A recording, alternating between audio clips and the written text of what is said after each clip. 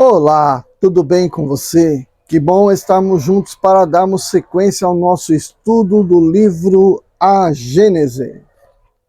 Eu sou o professor Wagner Klein, sou professor de Física, terapeuta holístico e você está no canal Sob Nova Visão.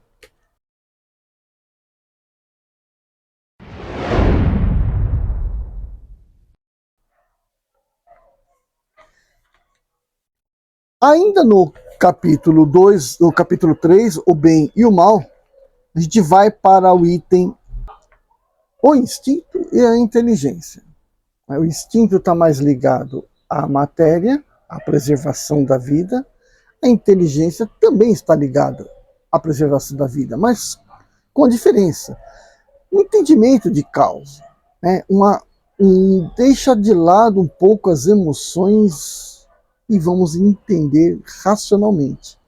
Então a diferença está aí, né?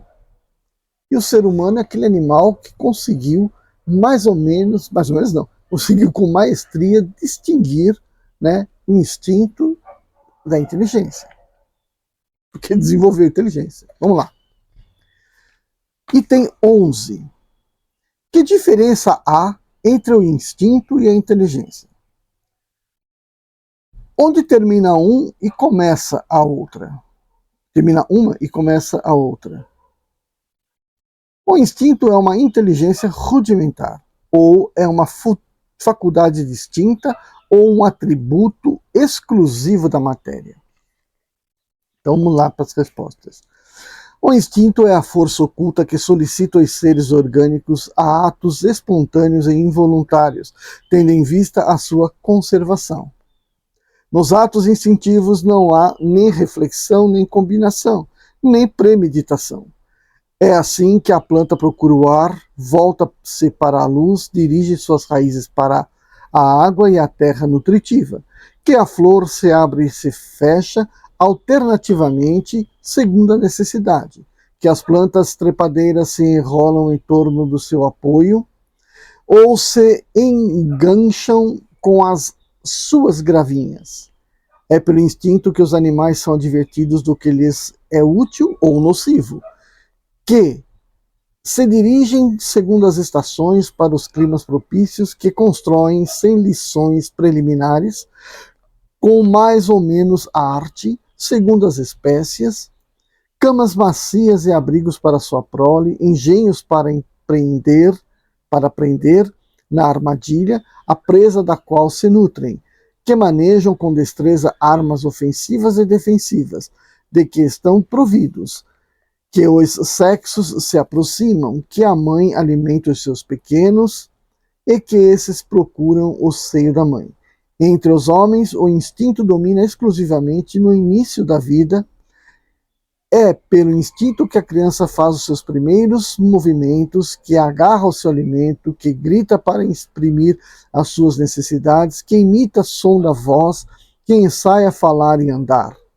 No próprio adulto, certos atos são instintivos, mas tais são os movimentos espontâneos para evitar um perigo, para se afastar de um risco, para manter o equilíbrio.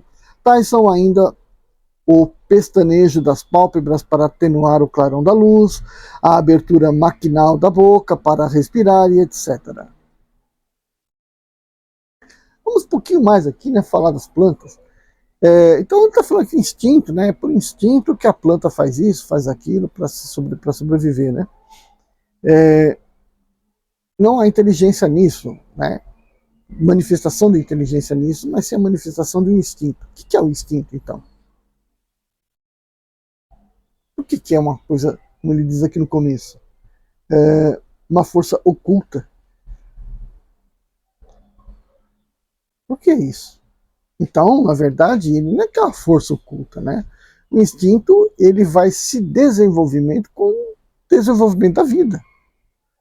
A vida se desenvolve e um dos seus recursos no desenvolvimento é uma sequência de ações que a gente atribui o nome de instinto.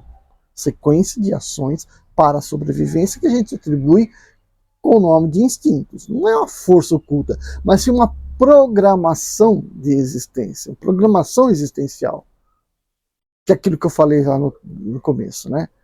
O Deus, ele fez o quê?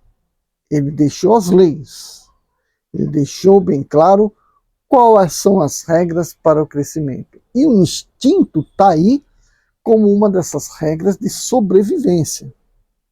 A espiritualização do ser está lá longe, no mesmo programação. Mas primeiro programa-se o instinto, aquele que vai fazer com que a vida permaneça. A reencarnação, aqui não sei se vocês vão falar isso, que provavelmente não vão falar, mas a minha maneira de ver a reencarnação é um programa, né, de preservação, de evolução, de manutenção da espécie. Então a reencarnação está aí por trás. Então todos os seres que são vivos, que a gente chama de ser vivo, ele é vivo por quê? Ora, porque tem um ciclo de nascimento, crescimento, reprodução e morte. Então toda espécie tem que fazer isso. Como este programa é cíclico, há um espírito que habita esse corpo de alguma forma primitivo, né, ou não, que vai dar essa construção. Então essa é a minha visão. Então aqui o instinto, ele está fazendo parte dessa programação. Aí você chega e fala, mas e quando a inteligência, né? A inteligência vai aparecer aqui, vai falando do homem, né? Provavelmente vai falar inteligência surge do homem. Quando a gente pega dentro de uma planta, né, habilidades específicas como entregar o seu pólen a uma abelha, por exemplo, a um inseto que leve o pólen para polinizar outra planta à distância. Ah, então isso foi instinto da planta. Que ela, de alguma forma, ela sente o inseto e nele joga o pólen. Por quê? Porque esse pólen vai ser levado para outro lugar. Né? Para outro lugar. Então, também a gente vai ter que encaixar isso como um instinto, não como inteligência. Tá, mas aí você pega que a planta, algumas plantas, ao receber o bichinho lá dentro, ela se fecha sobre o bichinho. Ela toda aberta, o bichinho chega e pousa. Quando o bichinho pousa, ela começa a se fechar. E nesse fechar, ela vai jogando pólen para todo lado no bichinho. Não que o bicho fique preso, mas ele fica mais bem carregado de pólen. Ah, então foi um desenvolvimento que a espécie da planta fez, e porque ela fez muito bem feito, ela conseguiu, segundo Darwin, preservar a sua existência. Tá. Então não é inteligência. Não é inteligência. É o que então? É, sei lá, instinto. Então a gente ainda não tem definições, né? Não tem ainda categorias para distinguir, para qualificar o instinto animal, vegetal, o que seja. Então a inteligência nada mais seria, né, quando o homem então aparece com a capacidade de raciocinar, como uma das categorias do instinto. E é essa categoria que melhor diferencia ele dos outros seres. Mas não deixa de ser uma das categorias, uma categoria de como interpretar a natureza e, portanto, se virar com ela. Mas se você pensar nas abelhas construindo sua colmeia de forma hexagonal, na qual ela consegue obter a melhor distribuição e aproveitamento da área que não é plana. Ela fala, mas elas estudaram matemática, tal, fizeram curso de matemática. Não fizeram nada disso. Né? Matemática surge da tentativa do homem entender a natureza e, portanto, construir uma linguagem que permita comunicar com a natureza. Mas a abelha não teve isso. Você percebe o caminhar de um animal, uma aranha, por exemplo, sobre uma superfície curva. E ela vai ter um traçado que, se você planificar, vai ser o plano, vai ser o traçado que leva ela numa distância, percorrendo uma distância mais curta ao longo de uma curva. Você fala, poxa vida, né? O que eles fizeram? Ah, eles têm um instinto. E o que é um instinto, então, caramba? Então, é um programa que permite, né, a adaptabilidade do ser vivo ao planeta, ao mundo, à existência, não é isso? Então ele tem que ser melhor categorizado. Segue. Item 12. A inteligência se revela por atos involuntários refletidos, premeditados, combinados segundo a oportunidade das circunstâncias. Incontestavelmente é um atributo exclusivo da alma. Todo ato maquinal é instintivo, aquele que denota a reflexão, a combinação, uma deliberação é inteligente, um é livre e o outro não é. O instinto é um guia seguro que jamais se engana. A inteligência, só pelo fato de ser livre, por vezes está sujeita a erro. Se o ato instintivo não tem o caráter do ato inteligente, apesar disso, revela uma causa inteligente, essencialmente previdente. Se admite que o instinto tem a sua fonte na matéria, é preciso admitir que a matéria é inteligente, seguramente mesmo mais inteligente e providente do que a alma, uma vez que o instinto não se engana, ao passo que a inteligência se engana. Se considera o instinto uma inteligência rudimentar, como se explica que seja, em certos casos, superior à inteligência racional, que possa dar a possibilidade de executar coisas que esta não pode produzir? Se é um atributo de um princípio espiritual, que venha a ser esse princípio. Uma vez que o instinto desapareça, esse princípio estaria aniquilado. Se os animais não estão dotados senão do instinto, seu futuro é sem resultado. Seus sofrimentos não têm nenhuma compensação. Isso não estaria conforme nem com a justiça, nem com a bondade de Deus. 13. Segundo outro sistema, o instinto e a inteligência teriam um único e mesmo princípio. Chegado a um certo grau de desenvolvimento, que no início não teria senão as qualidades do instinto, sofreria uma transformação que se lhe daria da inteligência livre.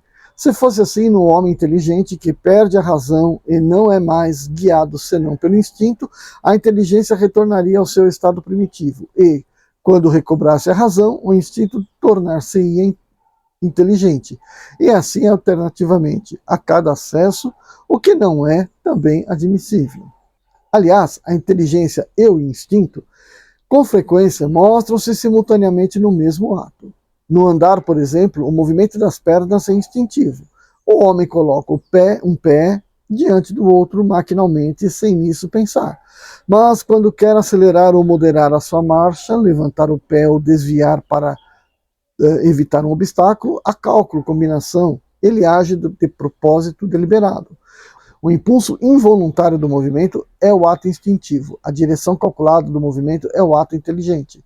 O animal carnívoro é levado pelo instinto a se alimentar de carne, mas as precauções que toma e que variam segundo as circunstâncias para apanhar a sua presa e a sua previdência das eventualidades são atos da sua inteligência. Aqui, então, ele já está dando uma categoria para a inteligência, né? 14. Outra hipótese que, de resto, alia-se perfeitamente à ideia da unidade de princípio, resulta do caráter essencialmente previdente do instinto e concorda com o que o Espiritismo nos ensina, quanto às revelações do mundo espiritual com o mundo corpóreo. Sabe-se agora que os espíritos desencarnados têm por missão velar pelos encarnados, dos quais são os protetores e os guias, que os envolvem com seus eflúvios fluídicos, que o homem frequentemente age de modo inconsciente sob a ação desses eflúvios. E outra parte, sabe-se que o instinto que produz atos inconsequentes predomina nas crianças e, em geral, nos seres cuja razão é fraca. Ora, Segundo essa hipótese, o instinto não seria um atributo nem da alma nem da matéria. Não pertenceria ao próprio ser vivo, mas seria um efeito da ação direta dos protetores invisíveis, que supririam a imperfeição da inteligência, provocando eles mesmos os atos inconscientes necessários à conservação do ser. Seria como a andadeira, com a ajuda da qual se sustém a criança que não sabe andar. Mas, do mesmo modo que se suprime gradualmente o uso da andadeira, à medida que a criança se sustém sozinha, os espíritos protetores deixam entregues a si mesmos os seus protegidos, à medida que estes podem se guiar por sua própria inteligência. Assim, o instinto, longe de ser o produto de uma inteligência rudimentar e incompleta, seria resultado de uma inteligência estranha na plenitude da sua força. Inteligência protetora suprimindo a insuficiência, seja de uma inteligência mais jovem, que o levaria a fazer inconscientemente para o seu bem, ou que esta fosse incapaz de fazer por si mesma, seja de uma inteligência madura, mas momentaneamente entravada no uso das suas faculdades, assim como ocorre com o homem na infância e nos casos de idiotia e de afecções mentais. Diz-se proverbialmente que há um Deus para as crianças, os loucos e os alcoólatras. Esse ditado é mais verdadeiro do que se crê. Esse Deus não é um outro que o espírito protetor, que vela pelo ser incapaz de se proteger por sua própria razão. Nesta ordem 15. Nesta ordem de ideias, pode-se ir mais longe. Essa teoria, por racional que seja, não resolve todas as dificuldades da questão. Se são observados os efeitos do instinto, nota-se, antes de tudo, uma unidade de vista e de conjunto, uma garantia de resultado, que não existem mais desde que o instinto é substituído pela inteligência livre. Além do mais, na apropriação tão perfeita e tão constante de faculdades instintivas às necessidades de sua espécie, reconhece-se uma profunda sabedoria. Essa unidade de vistas não poderia existir sem a unidade de pensamentos, e a unidade de pensamentos é incompatível com a diversidade de opiniões individuais. Só ela poderia produzir esse conjunto tão perfeitamente harmonioso, que prossegue desde a origem dos tempos e em todos os climas, com sua regularidade e uma precisão matemática, sem jamais falhar. A uniformidade no resultado das faculdades instintivas é um fato característico que implica forçosamente na unidade da causa. Se essa causa fosse inerente a cada individualidade, haveria tantas variedades de instintos quantas há de indivíduos, desde a planta até o homem.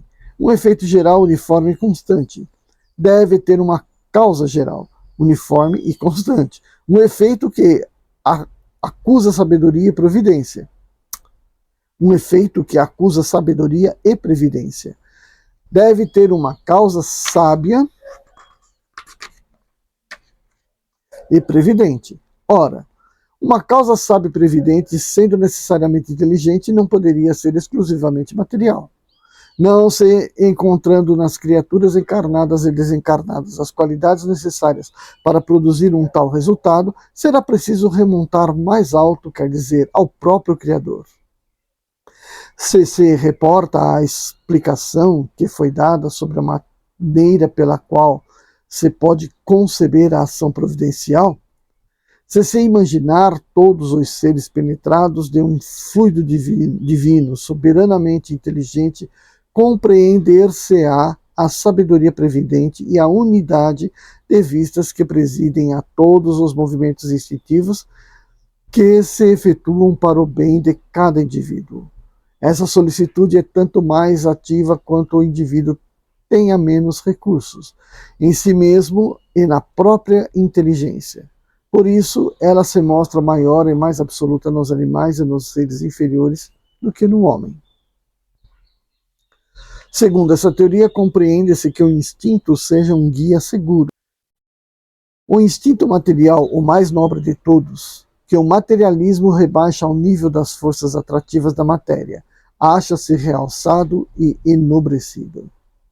Em razão das suas consequências, não seria preciso entregá-lo às eventualidades caprichosas da inteligência e do livre-arbítrio. Pelo órgão da mãe, Deus vela, Ele mesmo, pelas suas criaturas nascentes. 16. Essa teoria não destrói em nada o papel dos espíritos protetores, cujo concurso é um fato adquirido e provado pela experiência, mas deve-se notar que a ação desses é essencialmente individual, que ela se modifica segundo as qualidades próprias do protetor e do protegido, e que em nenhuma parte tem a uniformidade e a generalidade do instinto. Deus, em sua sabedoria, conduz Ele mesmo os cegos, mas confia às inteligências livres o cuidado de conduzirem os clarividentes, para deixar a cada um a responsabilidade dos seus atos.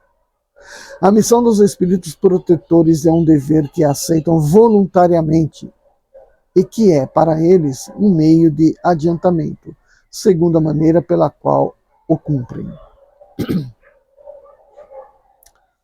Todas essas maneiras de encarar o instinto são necessariamente hipotéticas. E nenhuma tem um caráter suficientemente de autenticidade para ser dada como solução definitiva. A questão um dia será certamente resolvida, quando se tiver reunido os elementos de observação que faltam agora. Até lá, é preciso limitar-se a submeter as diversas opiniões ao cadinho da razão e da lógica e esperar que a luz se faça. A solução que mais se aproximará da verdade será necessariamente aquela que melhor corresponda aos atributos de Deus, quer dizer, a soberana bondade e a soberana justiça.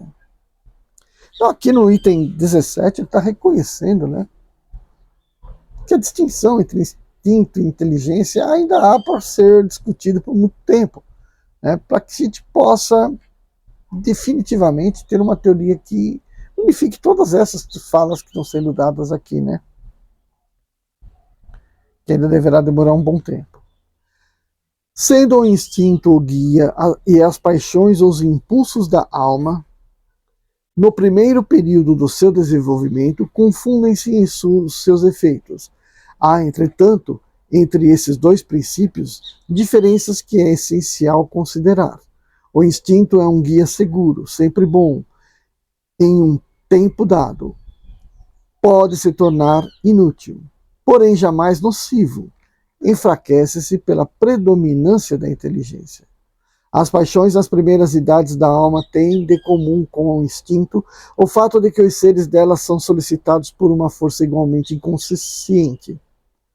Eles nascem mais particularmente das necessidades do corpo e se prendem, mais do que em instinto, ao organismo. O que distingue, sobretudo, do instinto é que são individuais e não produzem, como este último, efeitos gerais e uniformes.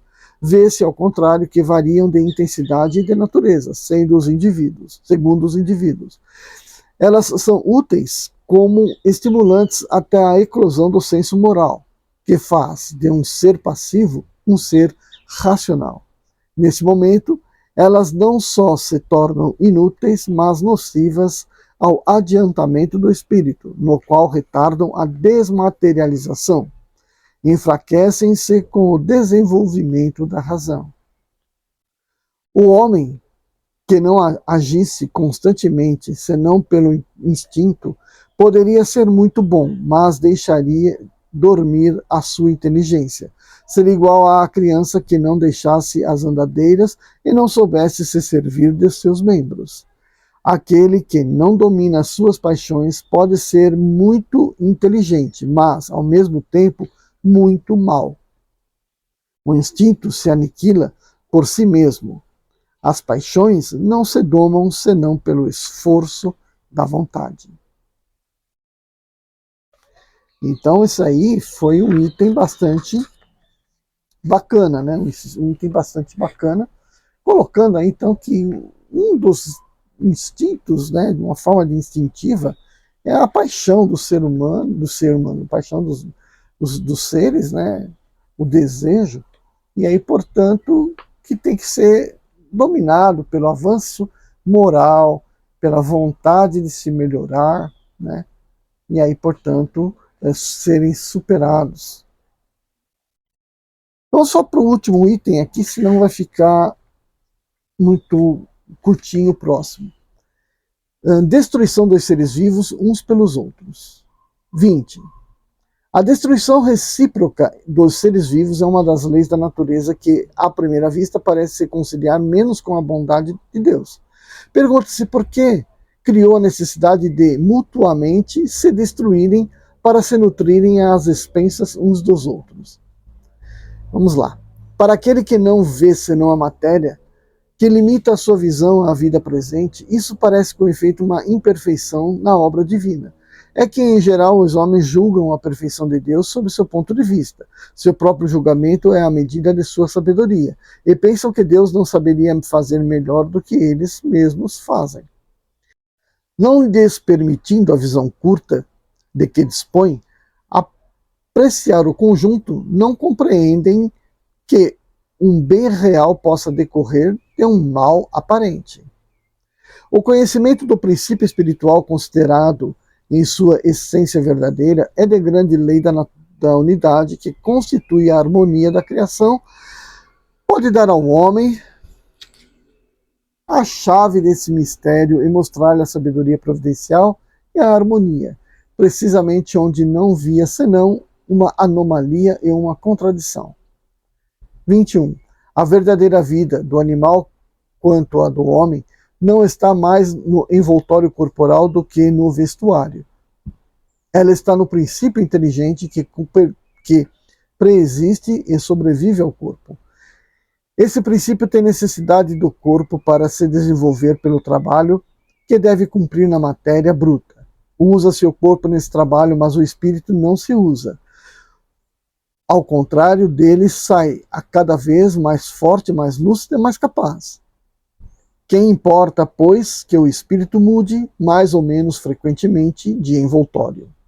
Pois isto não é menos espírito. É absolutamente como se um homem renovasse 100 vezes o seu vestuário num ano, e por isso não deixaria de ser o mesmo homem. Pelo espetáculo incessante da destruição, Deus ensina aos homens o pouco caso que devem fazer ao envoltório material e suscita neles a ideia da vida espiritual, em lhes fazendo desejá-la como uma compensação. Deus disse-a não poderia chegar ao mesmo resultado por outros meios e sem obrigar os seres vivos a se destruírem mutuamente, desde que na sua obra tudo é sabedoria. Devemos supor que essa sabedoria não existirá mais num ponto do que nos outros. Se não compreendemos, é preciso atribuir ao nosso adiantamento. Contudo, podemos procurar a pesquisa da razão do que nos pareça defeituoso, tomando por bússola este princípio. Deus deve ser infinitamente justo e sábio. Procuremos, pois, em tudo sua justiça e sua sabedoria, e inclinemo-nos diante do que ultrapassa o nosso entendimento. 22ª. Uma primeira utilidade que se apresenta nessa destruição, utilidade puramente física, é verdade, é esta. Os corpos orgânicos não se mantêm senão com a ajuda de matérias orgânicas, matérias que contêm os elementos nutritivos necessários à sua transformação. Os corpos e instrumentos de ação do princípio inteligente, tendo a necessidade de serem incessantemente renovados, a providência os faz servir à sua manutenção mútua. É por isso que os seres se nutrem uns dos outros. É então o corpo que se nutre do corpo, mas o espírito não é nem aniquilado nem alterado, não é senão despojados do seu envoltório. Há, por outro lado, considerações morais de ordem mais elevada. A luta é necessária ao desenvolvimento do espírito. É na luta que ele exerce as suas faculdades. Aquele que ataca para obter a sua nutrição é aquele que se defende para conservar a sua vida. Rivalizam em astúcia e inteligência e aumentam, por isso mesmo, suas forças intelectuais. Um dos dois sucumbe, mas em realidade, que foi o que mais forte ou o mais hábil retirou do mais fraco. Seu vestuário de carne, nenhuma outra coisa.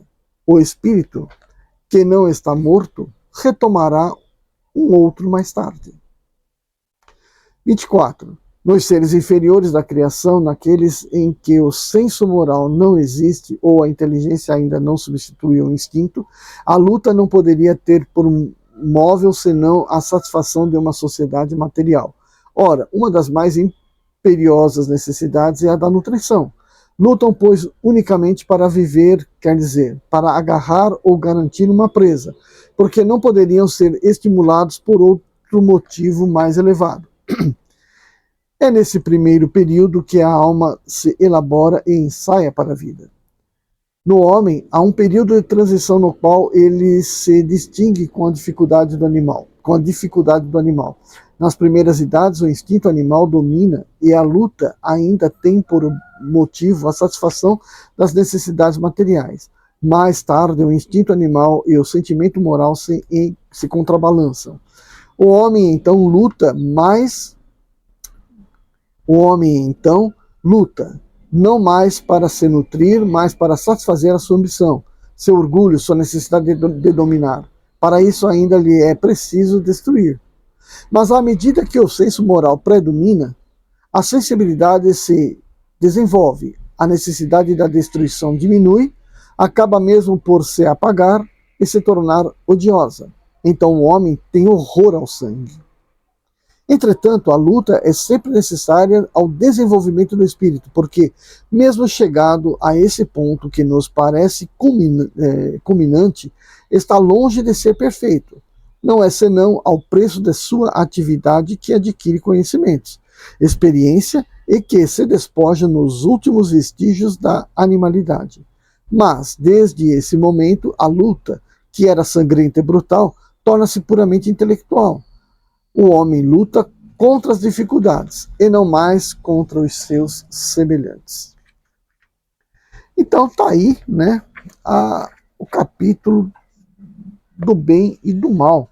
Olha, aqui está justificando, né, justificando a existência do combate, da luta, né, da necessidade de conquista.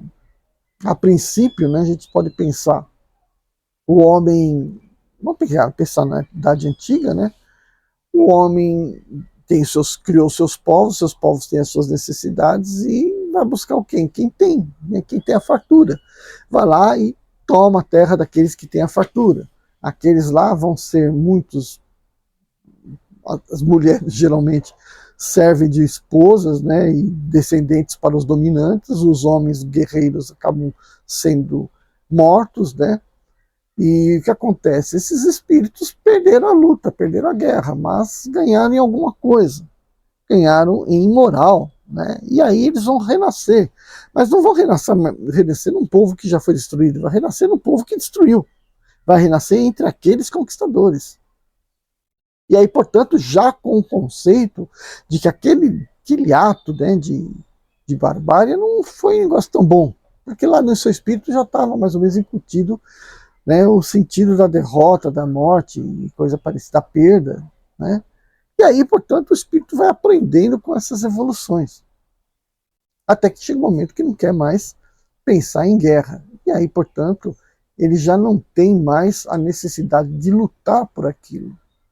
Seu espírito já não está tão necessitado de voltar à existência. E aí vai indo, ele vai se depurando, não só dessas tendências quanto de outras, né? Como comer carne, satisfazer e tal. De repente ele começa a pensar em comer carne, tem isso, tem aquela outra consequência e tal. Começa a perder o gosto, né, por esse tipo de atividade gastronômica, né? E aí, no final das contas, ele vai mudando, até que o espírito não tem aquela necessidade de se alimentar. E, obviamente, vai enfraquecendo a necessidade de reencarnar. Pelo menos essa é a minha visão, aquela que eu discuto no livro lá, né? E aí vai indo, né? E você vai diminuindo a cada encarnação a necessidade de se reencarnar. Bem, isso é o bem e o mal, a Gênese, e aí a gente se vê no nosso... Antes disso, se você não está inscrito, se inscreve. Se você não deu like, dá o seu like. Mas se não gostei, dá o seu like, deixa a gente trabalhar na boa, né? Vamos levar esse vídeo para mais pessoas, que assim como você e eu, gostamos desses estudos. Vejo você no próximo vídeo. Tchau, tchau.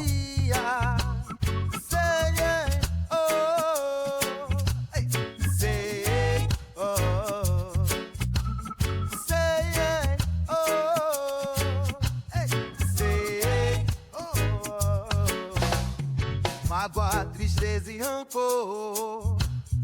Quem gosta ou obsessor se livra da coisa grudenta, vivendo com vontade.